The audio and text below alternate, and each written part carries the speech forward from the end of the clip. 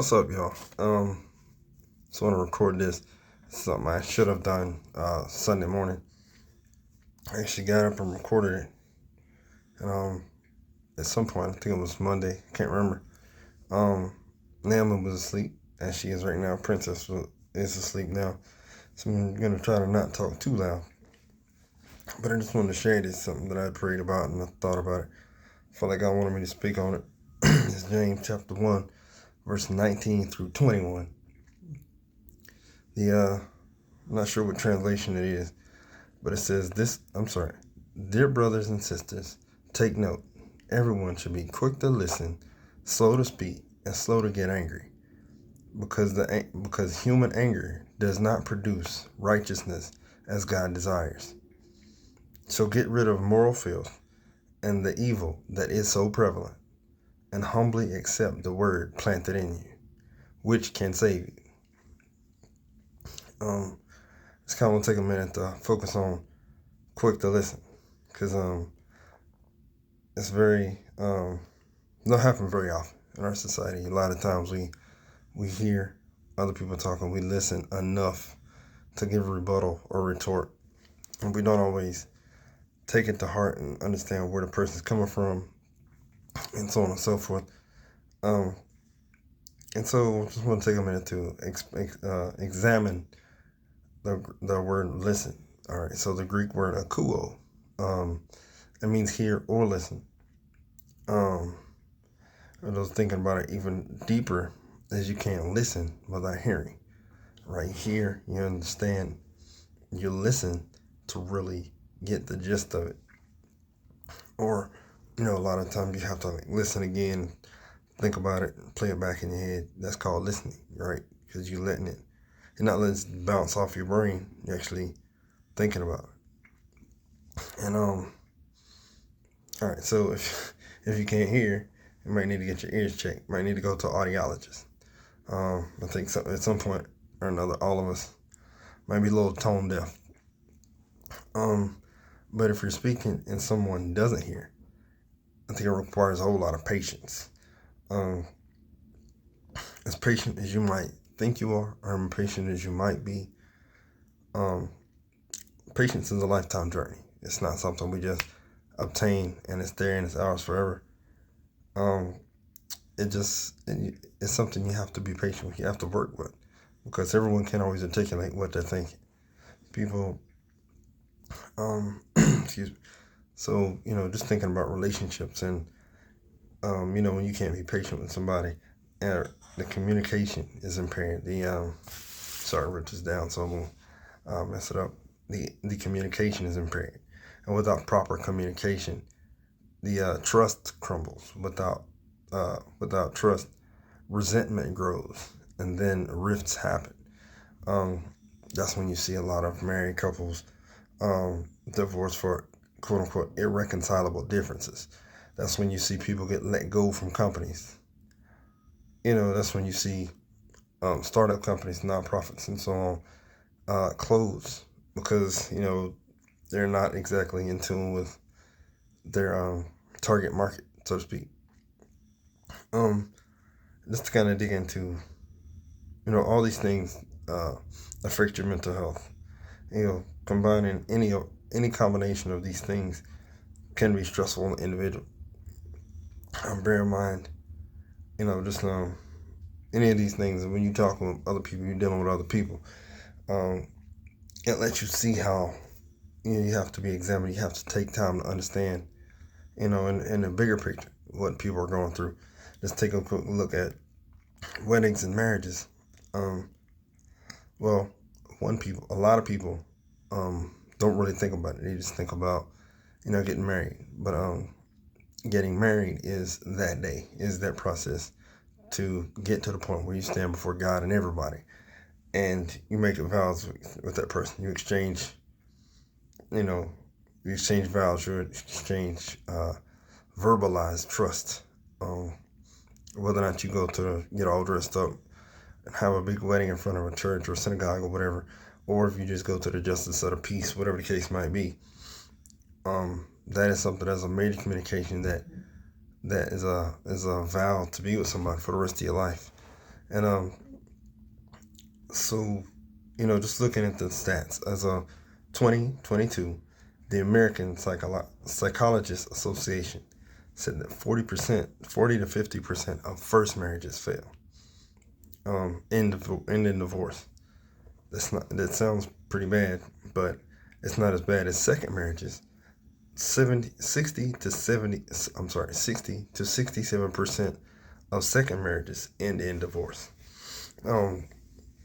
So basically, what that's kind of hinting at is that, once you move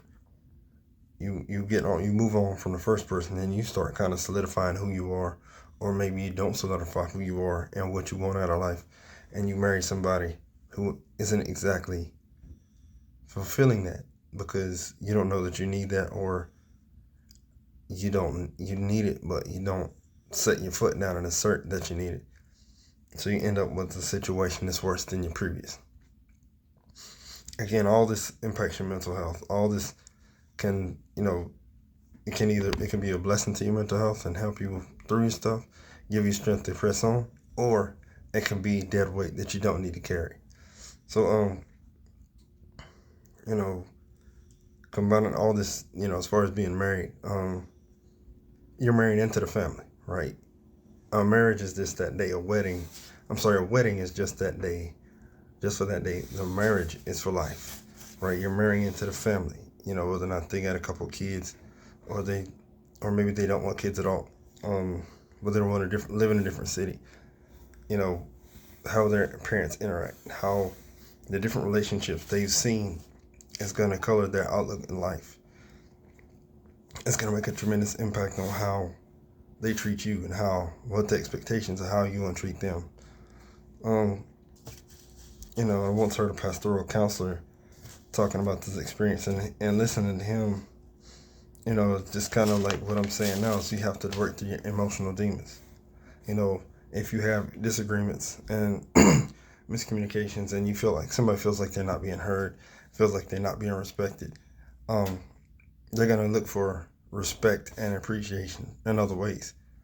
Now, healthy ways are friends and family. But even with that, don't throw your spouse under the bus, because that will cause resentment, and your family won't want to be around you or them in the same time, or they'll try to talk you into divorcing, which is a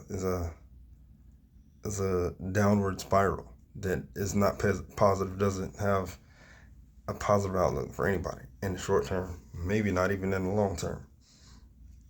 But psychological abuse, using, dominating somebody's personality, making them feel less than, is definitely something that, they're gonna lash back, or they're gonna or somebody in their family tries to talk them out of it, and they're gonna push back at them, saying that they're gonna cling to the person they married because they feel like they can change that person, or they don't know how to get out of that situation. There's a situation we need to pray for. People with substance abuse issues, people with different kinds of generational curses.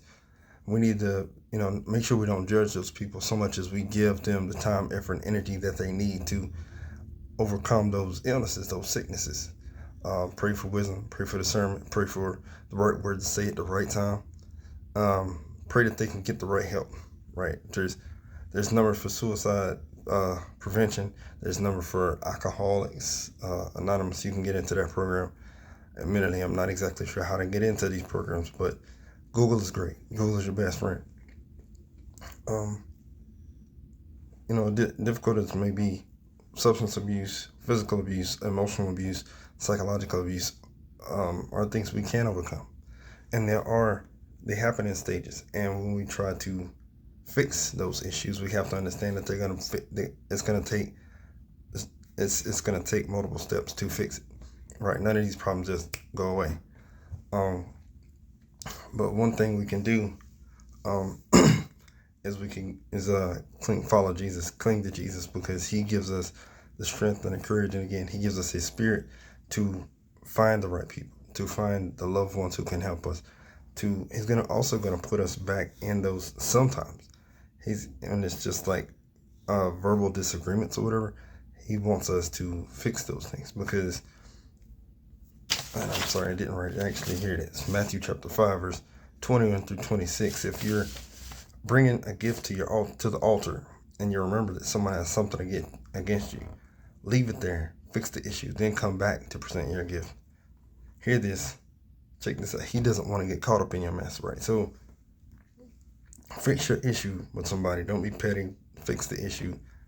Get it together. Get straight. Get right. Because, Jesus wants to have relationships with us where, those things aren't dead weight. Those things aren't drama pulling against the overall community.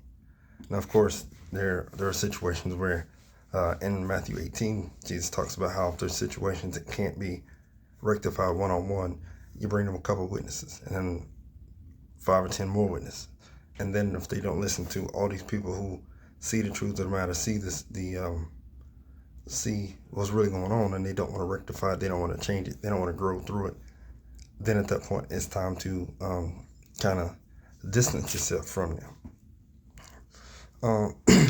We also got to understand that when we're talking with somebody, we're dealing with people, whether it's they have something against you or you have something against them, you have to be honest. You have to be in the right standing. You can't just self-indemnify. You can't just say, well, you can't lawyer up, so to speak, and just talk them out of their own perspective. Now, granted, I understand that perspectives, opinions, and experiences are vital, and they're very, very important, and we have to take them serious. But we also have to be careful because objective truth is the truth, and we can verbalize opinions, experiences, and even our outlooks to a point where it makes other people feel insignificant. But we have to give them objective truth to draw the line in the sand, so to speak, so we can fix issues in a proper way, in the best possible way, with a stronger grip on reality moving forward. Another Greek word I want to talk about real quick is homolego. It means confess or admit, and it's to speak the truth of reality, whether it's a personal conflict, whether it's helping somebody overcome a substance, whatever the case might be. You have to be honest with the situation before you can fix the situation. Speaking objective truth can help you get behind the veil of the issue itself, because we have to get to the root issue, right? We can't just argue and debate about, the surface level, because, when you get sick, the sneezes and the coughs are the surface, the symptoms to let you know there's a deeper issue, right? And so, I've kind of gone through my notes and kind of sloppy, kind of going through it, but I hope that said something that's a blessing to you. Galatians 5 talks about how we have constant issues, and then 5:26 it talks about the spirit. It shows the lust of the flesh, and then it talks about the fruit of the spirit that helps us overcome our issues. Again, I pray that I've said something to be a blessing to you. I challenge you to go check that passage out, and hope to hear from you soon. God bless.